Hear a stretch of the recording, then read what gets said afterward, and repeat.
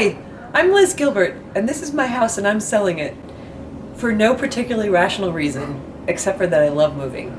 And I've spent the last 6 years making this house really beautiful. So if you want it, you can buy it. I'm gonna show it to you.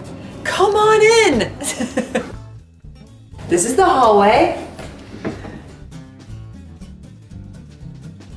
It's an 1869 Italianate 4/4 Victorian house in beautiful condition. This is the original grand entryway with the stairs leading up. It comes into the dining room on this side. Here's the dining room. This is where you can dine. If you need a room to dine in, that's what we call that. Then we have these doors. What? You didn't know there were doors there? It's because they're pocket doors. You just tuck right into a pocket. Like cigarettes or anything else that you want to put in your pocket except doors.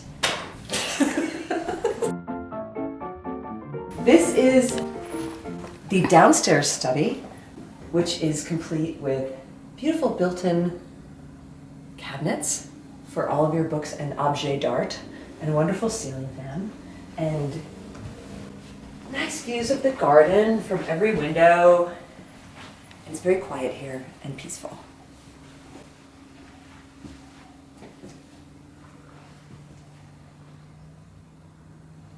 Oh, are you still here? Would you like to see the rest of the house? Come with me. This is the downstairs living room. Has really gorgeous original molding. Has beautiful views overlooking the Delaware River Valley. Marble fireplace. And behind the marble fireplace, secret built-in drawers. A little wine rack for when you want to complain. I'm just kidding, not that kind of wine. What?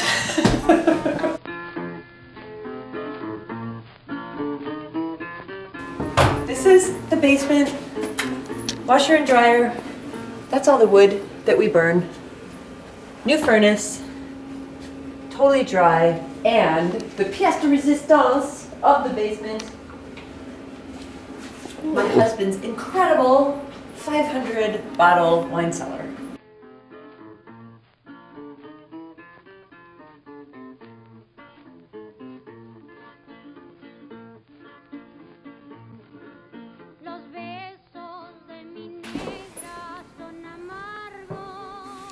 Guest bedroom number 1. We call this the green room. Not like the green room where you wait to be on TV, but the green room because the bed is green. Let's see. Beautiful northern light.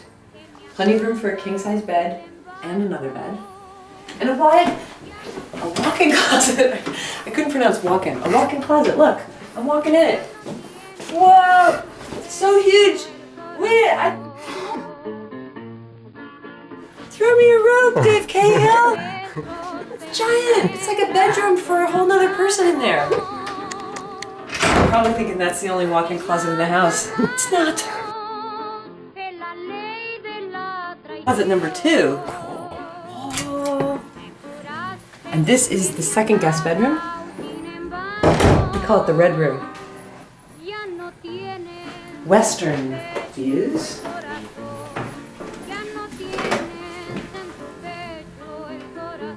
That's the Delaware River down there. This room is the quietest one in the house. And again, giant. This is a king-size bed. Look how much extra room there is in here. It's huge. What do you do with all this space? I don't know. Fill it with your loving family.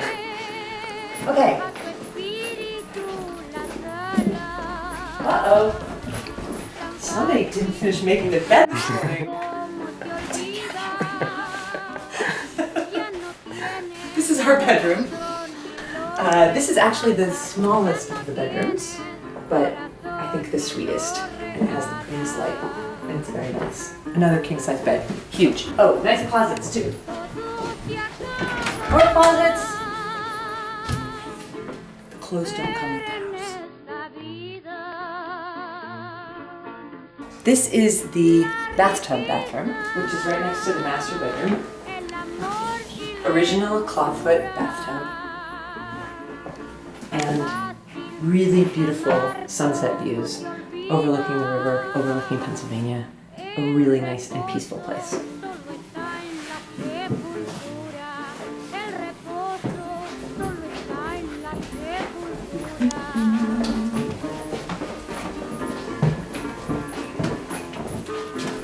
Second bathroom upstairs, we renovated completely. So there's some of the original fixtures, but we added this, which is a giant walk-in steam bath.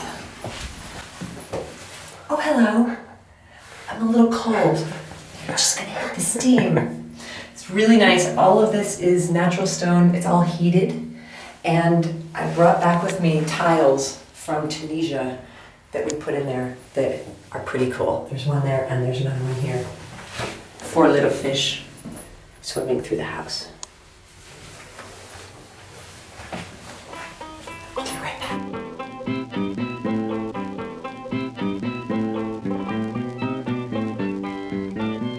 Oh wait, there's another room on this floor. That's so big, I keep getting lost in here. This is another little bedroom, which is also on the second floor. I use it as an office. I also use it as a yoga space and an exercise area. Have a little treadmill over there. And it's got really cool, old windy steps that lead down to the kitchen. Oh, God, it makes me crazy when the paintings are off by 1/4 of an inch. That's why I have to sell this place. I can't take I just can't take the madness anymore. Okay, now, the very best thing in the world. This, when we moved in, was just a giant empty attic space. And I was trying to figure out what to use it for, and we ended up turning it into a remarkable and kind of undescribable library in the sky, otherwise known as the Skybrary. The first thing are the steps that I had painted with a bit of a poem from Emily Dickinson. It says, "The soul selects her own society, then shuts the door." So this has been my private refuge the whole time that we've been living in this house. Come here.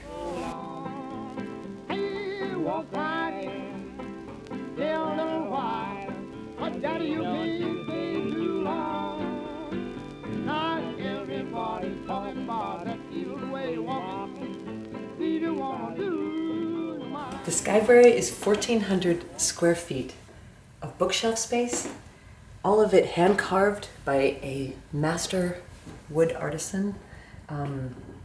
It is quiet, it's way up high, it's on the tallest hill in town and the tallest part of the house. It feels like you're sort of in a tree house. When he built it, I asked him to build it as if it had grown, not as if it had been artificially built. So all of the bookshelves that go around the whole room, if you look closely, are carved to look like vines. And it's full of little secret hiding places and tiny little treasures like that.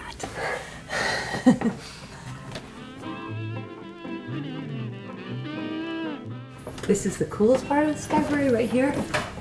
This is a little miniature desk. It's very whimsical. You can pull out and use to write letters.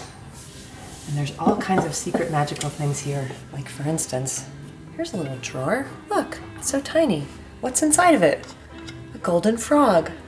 You slide the golden frog to the middle of the drawer, put it back in the cabinet, and it pulls out the secret hidden second drawer behind it.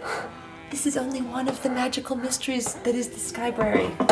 It's the most enchanted, magnificent space. Tuck that away. People tell me that I shouldn't tell everybody where my secret drawers are, but I'm a memoirist, and all I know how to do is reveal. I'm going to show you where all the secret hidden parts of my house are. Okay, so there's that, and then there's amazing, beautiful handcrafted details like this that open to all sorts of magical wonderment. And then there's this table, which is 14 feet long, made from an acacia tree. And this is where I sat and wrote the signature of all things. I also made sure that the Skybrary has a bed. Not just a little bed for little kids, which is over here, but a giant king-size napping bed over in this corner to make sure that if you're having trouble accessing your creative inspiration, you can take a very important nap. And the views out of that window are of the garden. Why would anybody ever leave this house? As I say, there's no rational reason whatsoever. We just really like moving, and we've been here 6 years and it's time to go somewhere else, but it's really pretty. It's the prettiest house I've ever lived in, except for the next one, which is gonna be really nice too. Okay, now to the very tippity top of the house. This is the cupola. It's got a door that was made of glass so that light will come through, sort of like a stained glass window.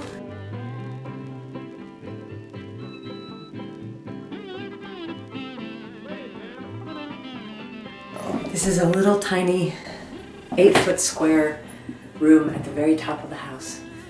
And this is where I sat and wrote the book Committed, because the Skybrary wasn't finished by the time I was working on that book, so I just sat up here and I felt like I was on a pirate ship. It's really special. My niece calls this God's cottage, this little spot. And it has amazing 360-degree views of Frenchtown, the village, of the Delaware River, Pennsylvania mountains on the other side. So this is the kitchen.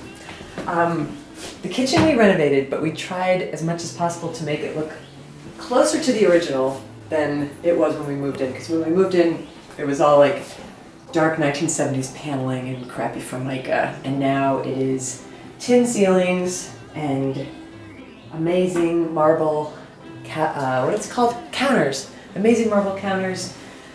Totally custom made cabinets. This is actually a refrigerator. What? It looks like a cabinet. No, it's a refrigerator. Is that another cabinet? No, it's a dishwasher. Wait, what's going on over here? All sorts of beautiful cupboards. Really nice, extra space. How about these cupboards? Oh, psych, it's a door. What else do we have? We have a giant hood, because my husband is sort of a super smoky, well, he's smoking, but he's also a super smoky cook.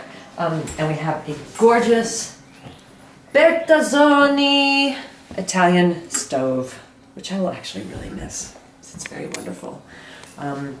Double sink, handy spice rack for the wild, impetuous cook.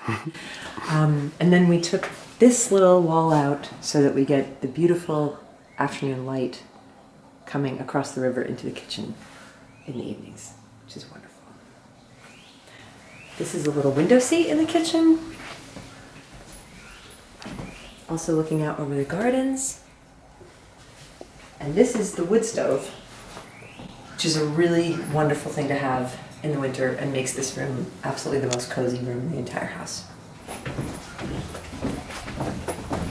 Are you uncomfortable talking about toilets? I'm not. Japanese bidet toilet! Uh-oh. I forgot where light switch is. Here it is. Ooh. I'm not a conjurer. It just sensed me entering the room. And then there's also this really beautiful Balinese stone sink that's made on local railroad ties.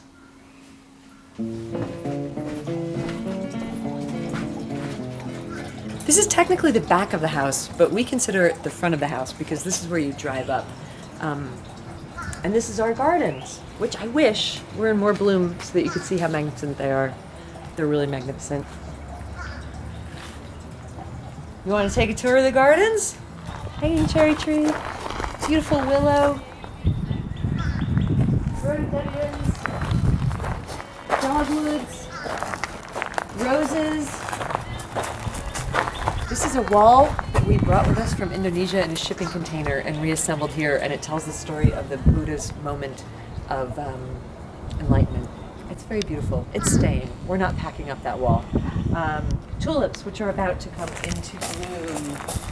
4 different kinds of an apple tree grafted onto one beautiful apple tree. St. John's wort, in case you're depressed. Don't actually eat it in this form. This is the lavender garden. This is the little miniature Korean lilac garden. This garden gate becomes covered with wisteria on the summertime, as does this one. This is the original outhouse that came with the house, but now it's a garden shed. This is an entire echinacea garden. It isn't right now, but it will be very soon, and it's really magnificent. These are all well-established blueberry bushes. This is my greens garden. The only thing we have right now is sorrel. Only because it's April. Lemony fry. In a few weeks, that's going to be asparagus. Actually, it'll be asparagus for years to come. All the asparagus you could ever want. What's here? Daisies. It's kind of like an English cottage garden, was what I was looking for. Russian sage. Another lilac. Campanula. This is the herb garden with some really beautiful established rosemary and thyme that should be coming back year after year, and lots of green onions and chives. Those are all tiger lilies. Tulips, strawberries. Really, really wonderful hostas all through here all summer long. And this, oh, how I wish you could see it. Hydrangeas, bright purple hydrangeas all summer. This is a really, really pretty garden, you guys. I did a really good job with this garden. And this was all just lawn when we moved in. And I had it hardscaped and landscaped to this wonderful thing. Okay. Here. There's a garden gate that goes around this whole entire garden so your pets can run out outside and play. And your children can run outside and play. And nobody will be hurt. We're now approaching the front of the house.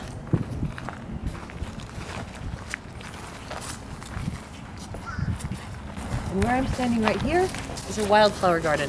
Not at the moment, but it will be in the summer. And every summer. It's really beautiful. There's Frenchtown down the hill. There's the Delaware River. There's Pennsylvania. That's my whole house.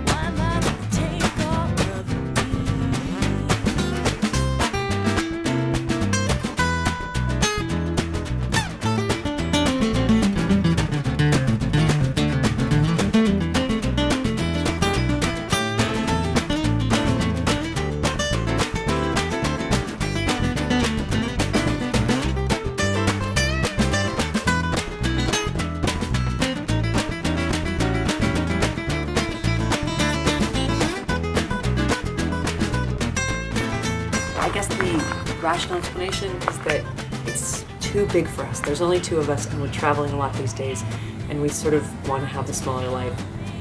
That makes a little bit of sense. That's not actually the reason why we're moving. We're moving because I have to move every few years. And we've been here 6 years, which is like, in dog years or in Liz years, that's like a century to live in one place. If you want it, you can buy it. And I'm staying in town. So I'll be your neighbor. I'll be like a quarter of a mile away. Who sells a house to move a quarter of a mile away? For no reason whatsoever, except that they like to move. Welcome to my pathology. See you later.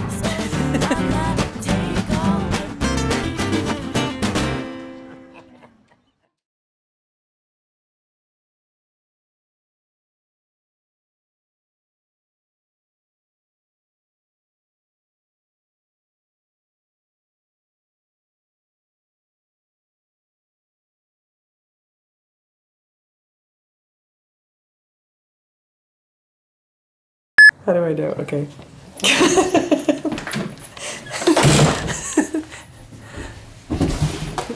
Come on in, Dave. Come on in, video.